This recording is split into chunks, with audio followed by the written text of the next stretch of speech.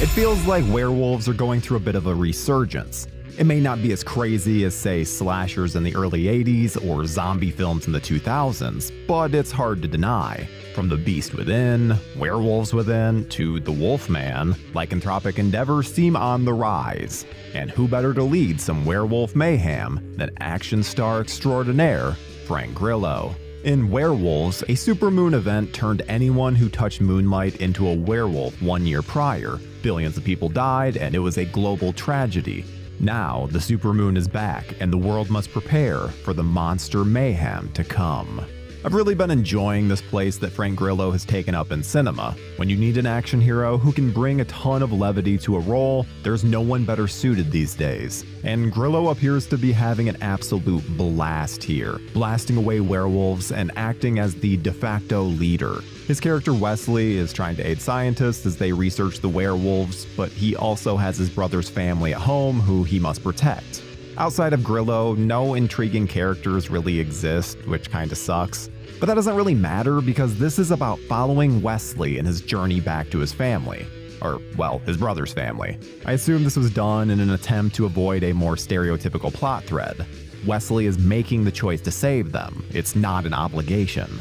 What starts as an event that the government is hoping to study and learn from becomes a fight for survival as they quickly learn that they're no match for these werewolves. There are some interesting ideas, like Katrina Law's scientist character being in love with one of the werewolves, or the group of civilians that they use to test the effects of the full moon. But neither of these concepts is really developed to a satisfying conclusion. They're more just elements that get kinda lost once the story gets going.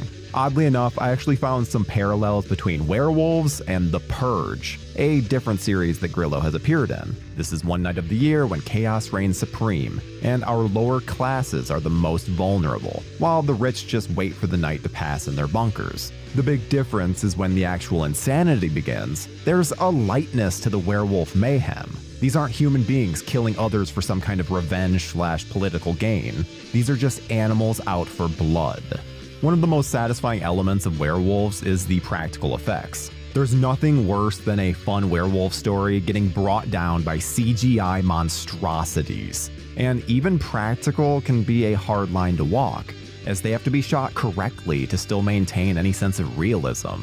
Thankfully, the dog soldiers approach is used here, with large suited monsters that are hinted at sometimes and fully shown at others. Usually we just get one or two monsters, but there's a line that seems to indicate there are billions of them. Obviously we don't see them nearly to that scale, but it's clear that nearly every inch of Earth walks a lycanthrope. There are so many different werewolves that I lost track of all the different designs. A good problem to have. Director Stephen C. Miller feels like he's leveled up with his filmmaking, shooting a very tight and well-paced action flick. He's really able to stretch a dollar and put it all in the frame. I was consistently impressed with how large-scale the story got, while never feeling overly hampered by its lack of money. This was a perfect balancing act of an indie film trying for a larger scope and scale, and it never lets its low budget hamper its main mission: to entertain. Whether it's limbs being ripped off, a massive Gatling gun, or a racist neighbor clearly set up to be a shithead, the name of the game is fun. I had an absolute blast with Werewolves, to the point where I was grinning ear to ear throughout the duration. Werewolves have always gotten the short end of the stick, yet this finally feels like they're getting their due. They're prominently featured and never treated as a joke, giving us some fantastic visuals.